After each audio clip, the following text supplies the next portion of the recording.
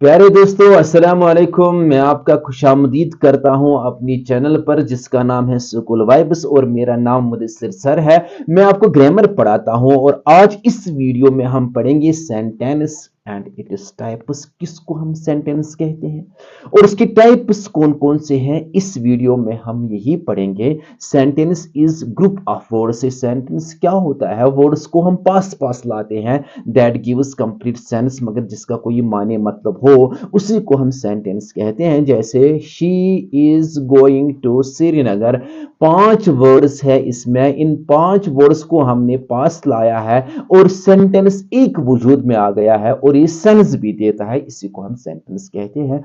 Also Rahim reads a book, Rahim एक word है, reads एक ए बुक। ये 4 वर्ड्स है, इनको हमने पास पास लाकर एक सेंटेंस बनाया है और ये मीनिंगफुल सेंटेंस है, इसका कोई माने मतलब है और इसी को हम सेंटेंस कहते हैं। Means it is group of words that gives complete sense. ये तो बच्चों वाली बातें हैं, ये आपको मालूम ही है। अब हम इसकी टाइप्स पढ़ेंगे on the next page.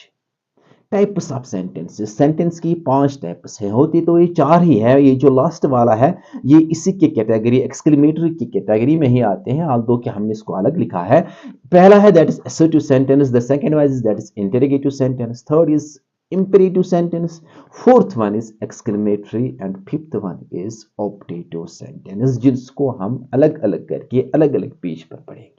First one is that is assertive sentence. Assertive sentence किस सेंटेंस को कहते हैं? बहुत ही आसान है, जो हमें इंफॉर्मेशन प्रोवाइड करे, टू गिव इंफॉर्मेशन, जो हमें किसी बात की इंफॉर्मेशन दे, उसी को हम असर्टिव सेंटेंस कहते हैं। और इसके 2 कैटेगरीज होते हैं जो आपको मालूम ही है। एक तो है affirmative, affirmative means positive sentence, और दूसरा है that is negative, it means negative sentence जिसमें हम नॉट का इस्तेमाल करते हैं। अफर्मेटिव ही she is going to Srinagar, और इसका नेगेटिव अगर हम बनाएंगे she is not going to Srinagar. He is reading a book, ये हमारा अफर्मेटिव सेंटेंस है। पहले तो ये असर्टिव है और असर्टिव में 2 कैटेगरीज होते हैं, एक तो है अफर्मेटिव, क्योंकि ये पॉजिटिव सेंटेंस है इसलिए अफर्मेटिव की कैटेगरी में आएगा। इसका हम नेगेटिव अगर बनाएंगे he is not reading a book. तो ये नेगेटिव भी असर्टिव सेंटेंस की ही कैटेगरी में आते हैं। मींस असर्टिव सेंटेंस हमें इंफॉर्मेशन देते हैं और उसमें 2 कैटेगरीज होती हैं, एक तो है अफर्मेटिव सेंटेंस और दूसरा है negative sentence. The second one is that is interrogative sentence. Interrogative sentence to ask और पोज क्वेश्चंस, जिसमें हम क्वेश्चंस बताते हैं।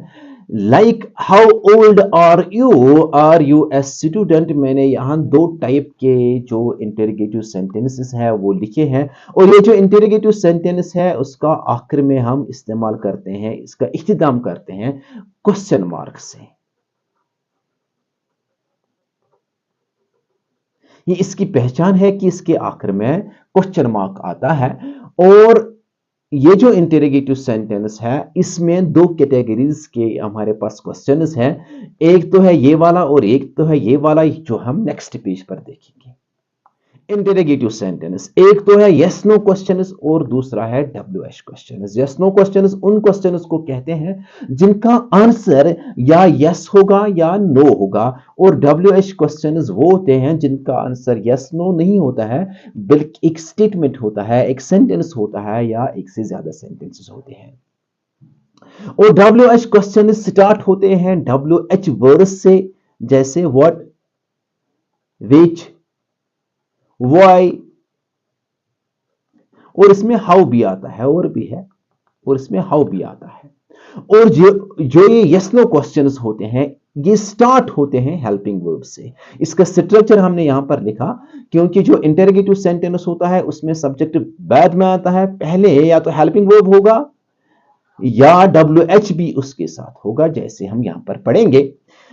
हेल्पिंग वर्ब उसके बाद सब्जेक्ट, देन मेन वर्ब अगर होगा then object. Like here are you a student, are you going there, पहले हमने यहां हेल्पिंग वर्ब का इस्तेमाल किया, उसके बाद हमने सब्जेक्ट का इस्तेमाल किया, then main verb and then the rest of the sentence.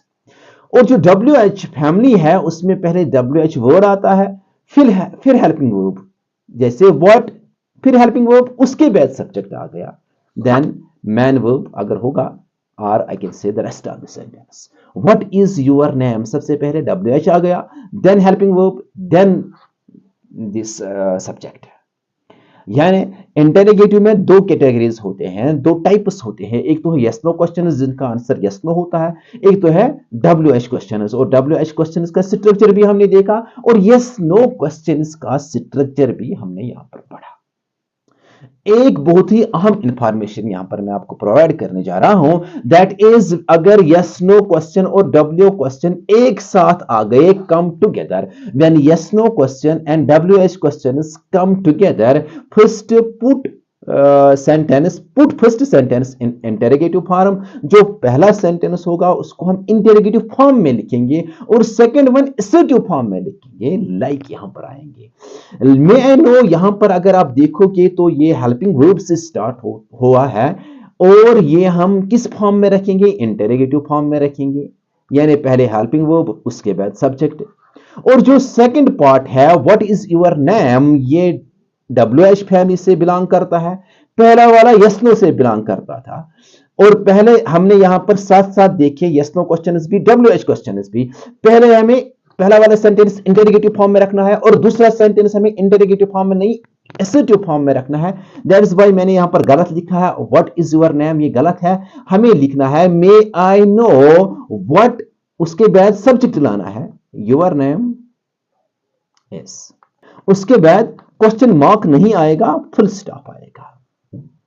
Second, could you tell me the reason, could you tell the reason, ये हमारा फर्स्ट पार्ट सेंटेंस है और ये यस नो क्वेश्चन से बिलोंग करता है, क्योंकि at the beginning helping verb is used, so ये यस नो क्वेश्चन की फॉर्म में है और इसको क्वेश्चन फॉर्म इंटेरोगेटिव फॉर्म में रखेंगे।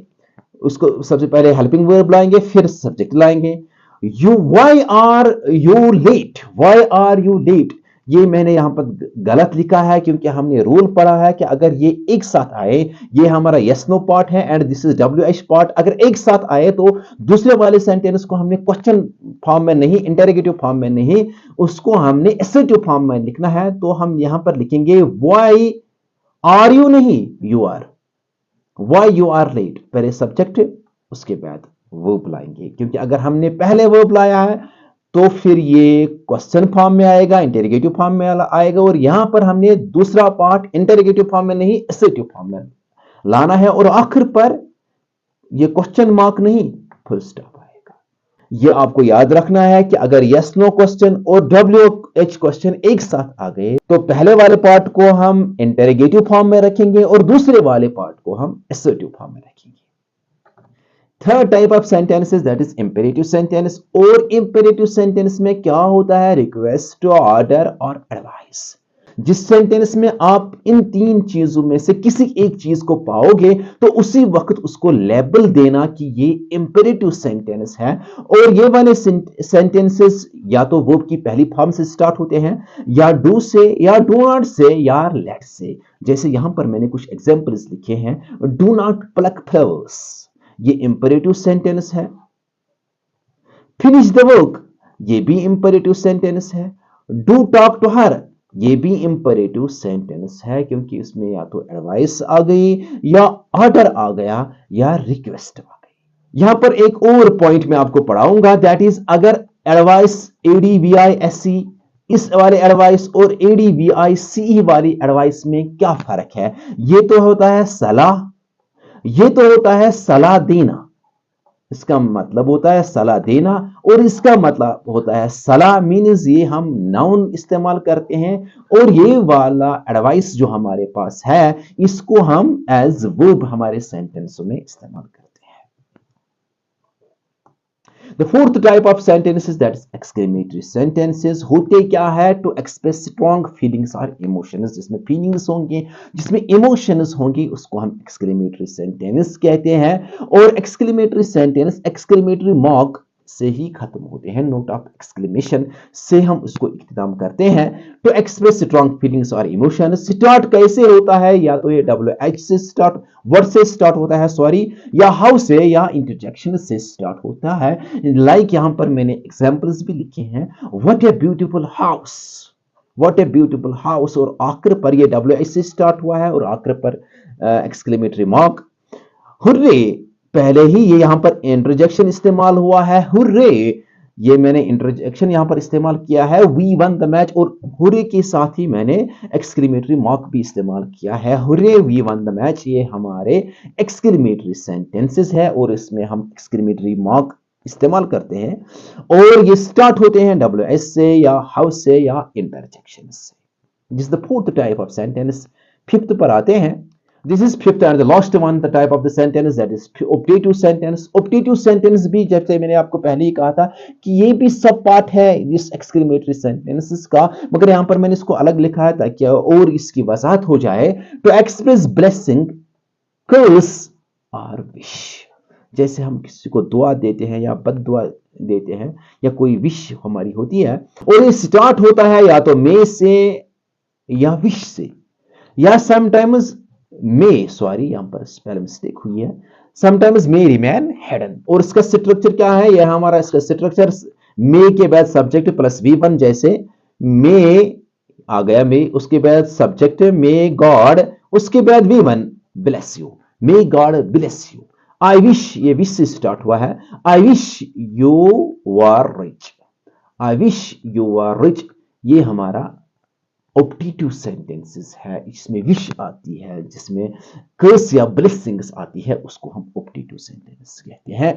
यही था हमारा आज का वीडियो, जिसमें हमने पढ़ा, सबसे पहले हमने पढ़ा कि सेंटेंस जो हमारे पास है, हम किसको सेंटेंस कहते हैं, सेंटेंस और उसकी type, sentence group of words that gives complete sense. उसके बाद एक एक करके हमने assertive sentence, interrogative sentence, imperative sentence, exclamatory sentence और ऑप्टेटिव सेंटेंसेस पढ़े। आई होप कि आपने इस वीडियो को एंजॉय किया है और इससे कुछ आपने हासिल भी किया है। अगर ऐसा ही है तो अपने रिलेटिव्स के साथ, अपने फ्रेंड्स के साथ जरूर इस वीडियो को शेयर करना। Thank you for watching this video.